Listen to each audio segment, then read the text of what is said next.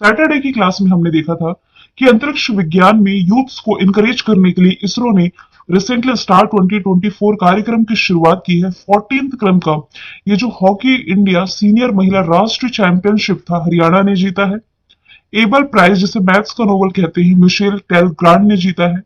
2024 की brand of finance insurance top 100 की list के अनुसार विश्व स्तर पर सबसे मजबूत बीमा ब्रांड बना है LIC। बासिरो डियोमाय फे ये सेनेगल के राष्ट्रपति बने हैं। मोहम्मद यूसुफ वानी जम्मू कश्मीर के न्यायाधीश के रूप में शपथ ली है। भारतीय सेना ने पहले सेना कमांडर सम्मेलन 2024 का आयोजन दिल्ली में किया। मार्च 2024 में भारत के लोकपाल के न्यायिक सदस्य ये बन गए हैं ऋतुराज अवस्थी। सोनम वांगचुक द्वारा बॉर्डर मार्च ये 7 अप्रैल को शुरू किया गया, होना है 7 अप्रैल को। हाल ही में आयोजित बॉक्सिंग सब जूनियर नेशनल चैंपियनशिप में पदक तालिका में हरियाणा टॉप पर रहा है। तो चलिए शुरू करते हैं आज का हमारा पहला सवाल। अभी देखिए, रिसेंटली प्रेसिडेंट द्रौपदी मुर्मू जी के द्वारा राष्ट्रपति भवन में 2024 में जिन व्यक्तियों के नाम की घोषणा पहले ही की जा चुकी थी भारत रत्न सम्मान के लिए, सवाल है कितने व्यक्तियों को सम्मानित किया गया है। नाम तो है इसमें 5, जिसमें कि मैं पूर्व प्रधानमंत्री चौधरी चरण सिंह, PV नरसिम्हा राव, बिहार के पूर्व मुख्यमंत्री कर्पूरी ठाकुर और प्रसिद्ध कृषि वैज्ञानिक MS स्वामीनाथन, जिन्हें भारत में हरित क्रांति का जनक भी कहा जाता है। इन चारों को मरणोपरांत इसके अलावा लाल कृष्ण आडवाणी जी, ये तो जीवित है अभी, तो आप कह सकते हैं कुल 5 लोगों को भारत रत्न सम्मान से सम्मानित किया गया है। इसकी शुरुआत 1954 में की गई थी। बहुत बेसिक सवाल मैं आपसे पूछ, ठीक है, इसका आंसर आप कमेंट बॉक्स में बताएंगे। भारत रत्न से पहली बार सम्मानित 3 व्यक्ति किए गए थे, CV रमन, सर्वपल्ली राधाकृष्णन और C राजगोपालचारी। सबसे कम उम्र में सम्मानित है क्रिकेटर सचिन तेंदुलकर। यहां से 2 महत्वपूर्ण पॉइंट आपको याद रखने हैं। केवल 2 विदेशी हैं जिन्हें इस प्रतिष्ठित सम्मान से सम्मानित किया गया। एक तो है पाकिस्तान के खान अब्दुल गफ्फार खान, जिन्हें सीमांत गांधी के नाम से जाना जाता है। दूसरे हैं नेल्सन मंडेला, जो कि साउथ अफ्रीका के राष्ट्रपति हैं। तो खान अब्दुल गफ्फार खान को 1987 में और नेल्सन मंडेला को 1990 में ये अवार्ड मिला था। पूछा जाए इसकी पहली महिला विजेता, ये थी पूर्व प्रधानमंत्री हमारी इंदिरा गांधी जी। आगे चलते हैं। दुनिया का तीसरा सबसे बड़ा ई-कॉमर्स प्लेटफॉर्म जो बना है, देखिए दुनिया का तीसरा पूछा जा रहा है, ये बना है भारत का जेम प्लेटफॉर्म। जेम क्या है? जेम की फुल फॉर्म बनती है गवर्नमेंट ई मार्केट। ये जो पोर्टल है ये कोरिया का कोनेप्स और सिंगापुर के जे बिज के बाद, यानी कि दुनिया का तीसरा बना है, भारत की तरफ से तो हम पहला ही कहेंगे। ये जो जेम पोर्टल है ये कई सरकारी विभागों और संगठनों द्वारा वस्तुओं और सेवाओं की खरीद के लिए सुविधा के लिए 2016 में शुरू किया गया था। वाणिज्य उद्योग मंत्रालय और भारत सरकार द्वारा शुरू किया गया एक ऑनलाइन मंच है। तो पहले स्थान पर कोनेप्स है, दूसरे स्थान पर है जी बिज, अब तीसरे स्थान पर आया है जिम। अच्छा, IPL से आप क्या रिलेट कर सकते हैं? IPL जो है डेकाकॉर्न बनने वाली पहली कंपनी बनी है। अब डेकाकॉर्न कंपनी क्या होती है, इसका आंसर आप मुझे कमेंट बॉक्स में बताएंगे। हालांकि IPL की जो टीम है CSK, ये दुनिया की पहली स्पोर्ट्स यूनिकॉर्न कंपनी बनी थी, ये भी आप लोगों को याद रखना है। आगे चलते हैं। ICC एलीट अंपायर पैनल में शामिल होने वाले बांग्लादेश के जो पहले अंपायर बने हैं, ये बने हैं सरफुद्दौला इब्ने शाहिद। ऑप्शन नंबर बी इसका राइट आंसर हो जाएगा। भारत के जो नितिन मेनन है 5वीं बार इस पैनल में शामिल हुए, तो 2 ऑप्शन तो हो गए। नितिन मेनन भारत की तरफ से, बांग्लादेश से पहली बार शामिल किए गए हैं सरफुद्दौला इब्ने शाहिद। मेनन 12 सदस्यीय क्लब में एकमात्र भारतीय है। ICC की स्थापना 1909 में हुई, दुबई में हेडक्वार्टर ग्रेग बार्कले वर्तमान में इसके अध्यक्ष हो जाएंगे। 2 ऑप्शन तो हमने देख लिया, बाकी ऑप्शन ए और डी की बात करें तो डायना एल्डूजी ICC हॉल ऑफ फेम में शामिल पहली भारतीय महिला बनी है। जय शाह ACC एशियाई क्रिकेट परिषद के लगातार तीसरी बार अध्यक्ष बनाए गए हैं, हालांकि BCCI के सेक्रेटरी भी हैं। चौथा सवाल है, भारतीय वायुसेना अप्रैल 2024 में कौन सा मेगा अभ्यास करने जा रही है? तो इस अभ्यास का नाम हो जाएगा गगन शक्ति। ये देश का सबसे बड़ा वायु सैन्य अभ्यास है। ये 2 दिवसीय होना है, नाम होगा गगन शक्ति 2024। 1 अप्रैल से ये राजस्थान के पोखरण के फील्ड फायरिंग रेंज में आयोजित किया जाएगा। लगभग 10,000 वायु सैनिक इसमें पार्टिसिपेट करने जा रहे हैं। 2018 में लास्ट टाइम ये आयोजित किया गया था। वायुसेना की स्थापना 8 अक्टूबर 1932 में हुई, इसलिए 8 अक्टूबर को हम इंडियन एयरफोर्स डे के रूप में मनाते हैं। हेडक्वार्टर दिल्ली में। विवेक राम चौधरी वर्तमान में इसके प्रमुख हो जाएंगे।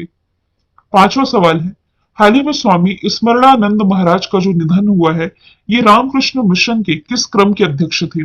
ये थे 16वें क्रम के अध्यक्ष। नाम क्या है? स्वामी स्मरणानंद महाराज जी। ये 2017 में रामकृष्ण मठ और रामकृष्ण मिशन के 16वें अध्यक्ष बनाए गए थे। रामकृष्ण मिशन की यदि मैं बात करूं तो ये एक धार्मिक आध्यात्मिक परोपकारी संगठन है जिसका मुख्यालय बेलूर मठ कहाँ है? पश्चिम बंगाल में। इसकी स्थापना स्वामी विवेकानंद जी के द्वारा की गई थी, जो कि रामकृष्ण जी की शिष्य थी 1897 में। छठवां सवाल है, कहां पर दुनिया के पहले ओम आकार का, जो आप इमेज में देख रहे हैं, ओम आकार का मंदिर जो कि उद्घाटन किया गया है, राजस्थान में उद्घाटन किया गया है। कहां पर? तो राजस्थान के पाली जिले के जाडन गांव में। यह मंदिर 135 फीट ऊंची ऊंचाई पर स्थित है, 2000 स्तंभों पर टिका हुआ है। ये नागर शैली में बनाया गया है। नागर शैली और द्राविड़ शैली, इसके एग्जाम्पल मैंने आपको बताए थे। बेसिकली नॉर्थ इंडिया में जो मंदिर है ना, ये नागर शैली में, साउथ इंडिया में द्रविड़ शैली में आप पढ़ते हैं।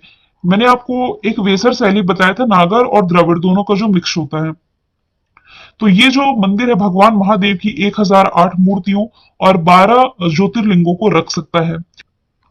और ये जो ओम का आकार है, ये अंतरिक्ष से भी देखा जा सकेगा। बनाया गया है राजस्थान में।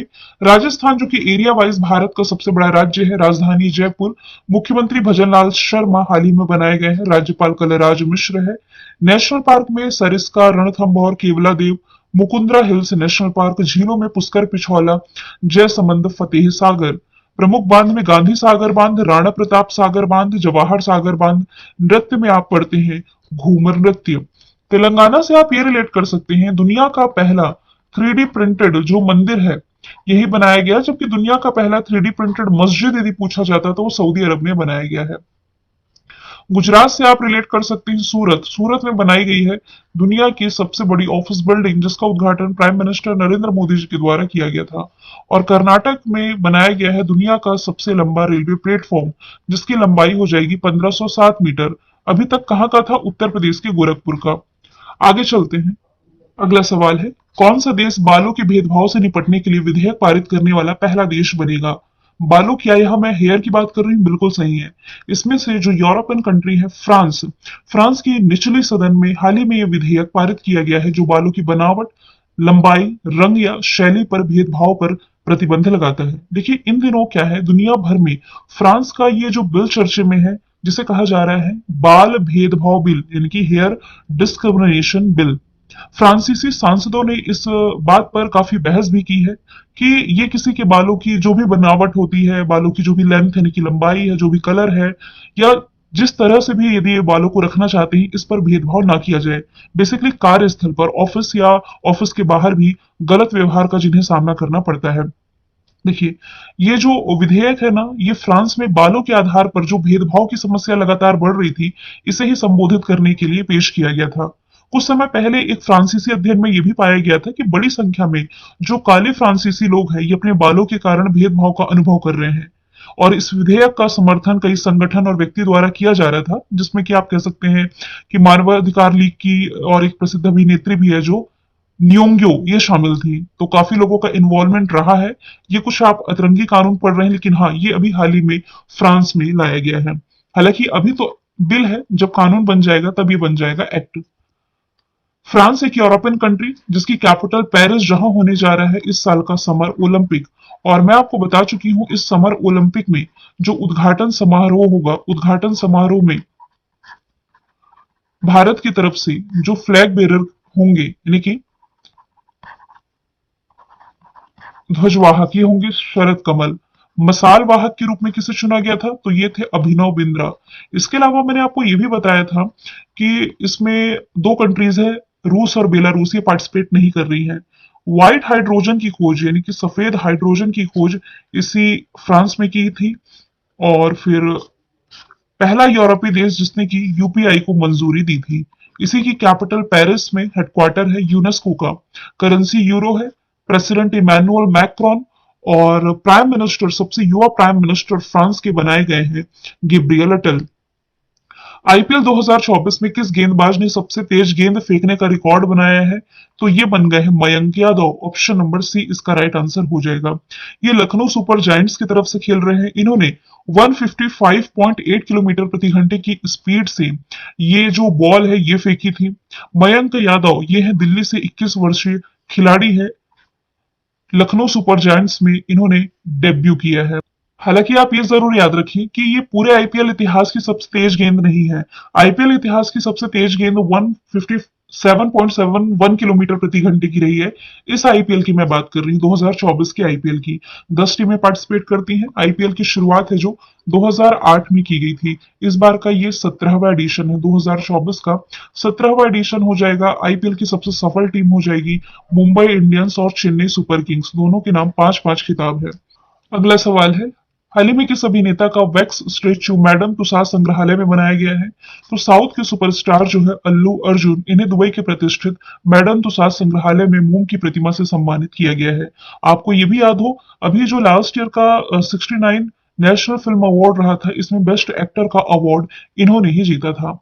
शाहरुख खान की यदि मैं बात करूं तो ये रियल मी के ब्रांड एम्बेसडर अभी हाल ही में बनाए गए हैं। अमिताभ बच्चन जी, इन्हें दादा साहब फाल्के अवार्ड से सम्मानित किया जा चुका है। बिहार खादी के ब्रांड एम्बेसडर पंकज त्रिपाठी तो रहे, लेकिन बाद में फिर ये मैथिली ठाकुर बन गई थी। हालांकि ये फिनो पेमेंट बैंक के ब्रांड एम्बेसडर रही हैं। स्टैटिक जीके में यदि हम देखें तो केसर ए हिंद की उपाधि मिली है महात्मा गांधी को। गांधी इरविन समझौता 3 मार्च 1921 को हुआ। अंतर्राष्ट्रीय महिला दिवस 8 मार्च को मनाया जाता है। आर्य समाज की स्थापना स्वामी दयानंद ने की। अर्थशास्त्र नामक किताब लिखी कौटिल्य ने। भारत का बिस्मार्क कहे जाते हैं वल्लभ भाई पटेल। भारत की स्वतंत्रता प्राप्ति के समय कांग्रेस के अध्यक्ष जेबी कृपलानी थे। चौरा चौरी कांड, चौरी चौरा कांड माफ कीजिए, इसके कारण कौन सा सत्याग्रह रोका गया था? असहयोग आंदोलन। कल आपसे पूछा गया था प्रो कबड्डी लीग सीजन 10 का विजेता ये थी पुणेरी पल्टन। आज का सवाल है, इंडियन बैंक एसोसिएशन के अध्यक्ष के रूप में किसकी नियुक्ति की गई है?